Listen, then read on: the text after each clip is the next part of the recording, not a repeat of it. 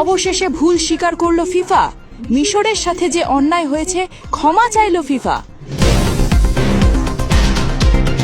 আসসালামু আলাইকুম প্রিয় দর্শক, শুরু করছি একটি দৃশ্যের কথা দিয়ে।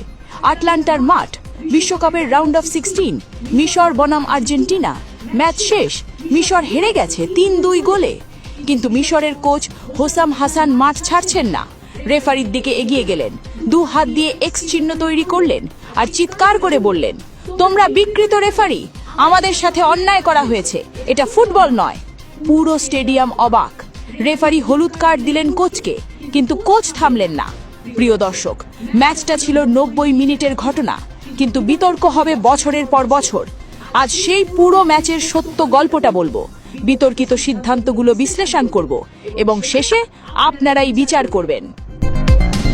7 জুলাই 2026, আটলান্টা স্টেডিয়াম। দুপুর 12টায় ম্যাচ শুরু। এই টাইমিং নিয়েও পরে কথা হবে। মাঠে নেমেছে বর্তমান বিশ্ব চ্যাম্পিয়ন আর্জেন্টিনা এবং প্রথমবার বিশ্বকাপের নকআউটে উঠে আসা মিশর। মোহাম্মদ সালাহর নেতৃত্বে ফেরাওদের দল।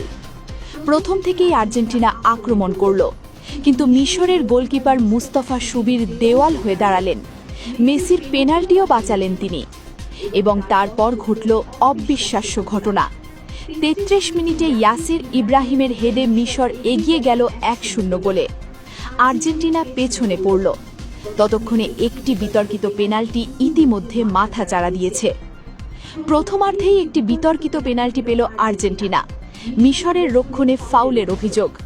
মিশরের ফুটবলাররা মানলেন না, প্রতিবাদ করলেন, কিন্তু রেফারি সিদ্ধান্ত বদলালেন না। তবে সেই পেনাল্টিতে মেসি গোল মিস করলেন। মিশরের গোলকিপার সুবির বাঁচিয়ে দিলেন। বিতর্কটা মাঝপথেই চাপা পড়ে গেল, কারণ গোল হয়নি। কিন্তু মিশর ক্যাম্পে অসন্তোষ জমতে শুরু করল। আর দ্বিতীয়ার্ধে যা হলো সেটাই আসল বিতর্কের শুরু। দ্বিতীয়ার্ধে মুস্তাফা জিকো গোল করলেন। মিশর এগিয়ে গেল 2-0 গোলে। গোটা মিশর উৎসব করতে শুরু করল। কিন্তু তারপর এলো সেই মুহূর্ত যা মিশরকে ভেঙে দিল। VAR রিভিউ, দীর্ঘ অপেক্ষা এবং সিদ্ধান্ত গোল বাতিল। কারণ হিসেবে দেখানো হলো গোলের 1 মিনিট আগে কোথাও একটা ফাউল হয়েছে। মিশরের খেলোয়াড়রা, কোচিং স্টাফরা, পুরো বেঞ্চ কেউ বুঝলেন না কোথায় ফাউল হয়েছে। জিকো পরে বললেন, আমি জানি না কেন দ্বিতীয় গোলটা বাতিল করা হলো, কোনো কারণ দেখি না।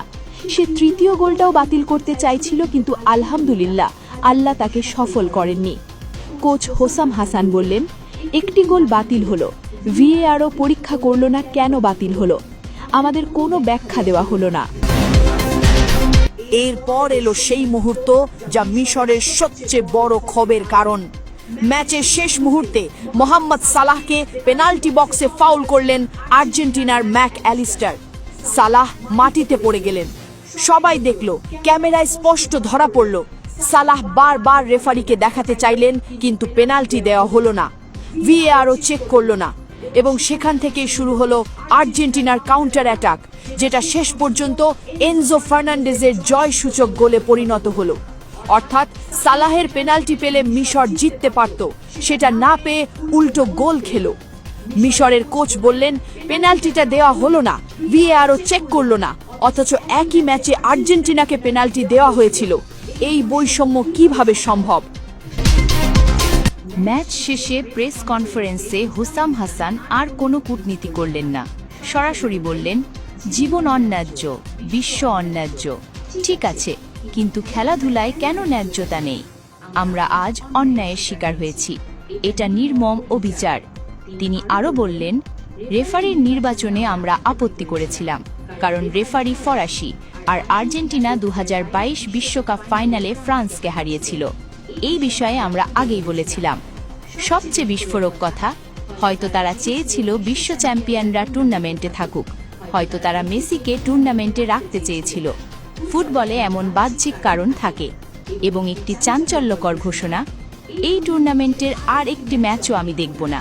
এটা আমার প্রতিবাদ। এখন একে একে সিদ্ধান্তগুলো বিশ্লেষণ করি। প্রথম বিতর্ক, আর্জেন্টিনার পেনাল্টি। অনেক বিশেষজ্ঞ বলছেন এটা পেনাল্টি ছিল, কিন্তু এটা বর্ডার লাইন সিদ্ধান্ত, দুদিকে যেতে পারত। দ্বিতীয় বিতর্ক, মিশরের দ্বিতীয় গোল বাতিল। এটাই সবচেয়ে রহস্যজনক। ভিএআর 1 মিনিট আগের একটি ফাউলের কারণে গোল বাতিল করল, কিন্তু সেই ফাউলটা এতটাই সামান্য ছিল যে বিশেষজ্ঞরা বলছেন এটা দেওয়া উচিত হয়নি। তৃতীয় বিতর্ক, সালাহর পেনাল্টি না পাওয়া। সবচেয়ে স্পষ্ট বিতর্ক। ভিডিওতে স্পষ্ট দেখা যাচ্ছে ম্যাকঅ্যালিস্টার সালাহকে ধাক্কা দিয়েছেন। এটা পেনাল্টি না হওয়াটা বেশিরভাগ বিশেষজ্ঞই মেনে নিতে পারছেন না। চতুর্থ বিতর্ক, দুপুর 12টায় ম্যাচ। কোচ বললেন যে ফুটবল খেলেনি সেই মানুষ এই শিডিউল করেছে। ফক্স নিউজ লিখেছে ম্যাচটা রিগড ছিল কিনা সেটা প্রমাণ করা যাবে না, কিন্তু মিশরের বিরুদ্ধে যে সিদ্ধান্তগুলো হয়েছে সেগুলো অন্তত প্রশ্নবিদ্ধ। এখন সেই প্রশ্ন যেটা বিশ্বের সব ফুটবল প্রেমীর মুখে মুখে। মিশরের কোচ সরাসরি বললেন হয়তো তারা মেসিকে টুর্নামেন্টে রাখতে চেয়েছিল। এই অভিযোগের পেছনে কিছুটা যুক্তি আছে। 2026 বিশ্বকাপ হচ্ছে আমেরিকায় মেসির আপিল বিশাল। ইন্টার মায়ামিতে খেলেছেন। আমেরিকান দর্শকরা মেসিকে চেনে ও ভালোবাসে। মেসি টুর্নামেন্টে থাকলে দর্শক বেশি, টিভি রেটিং বেশি, ফিফার আয় বেশি।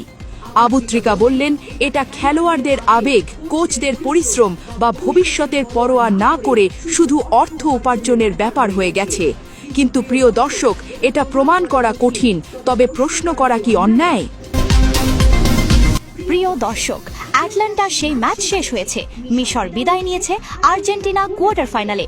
কিন্তু প্রশ্ন থেকে যাচ্ছে, মিশরের দ্বিতীয় গোল কেন বাতিল হলো? সালাহর পেনাল্টি কেন পরীক্ষা করা হলো না? ফিফা কি সত্যিই নিরপেক্ষ? মিশরের কোচ বললেন আমি আর এই বিশ্বকাপের কোনো ম্যাচ দেখব না। এটা একজন কোচের সবচেয়ে কঠোর প্রতিবাদ। আর্জেন্টিনা জিতেছে, মেসির জাদু আছে, সেটা সত্য, কিন্তু মিশরের ক্ষোভও সত্য। প্রিয় দর্শক, আপনি ম্যাচটা দেখেছেন, এখন আপনার মতামত জানান। সালাহর পেনাল্টি কি ছিল? দ্বিতীয় গোল বাতিল করা কি ঠিক ছিল?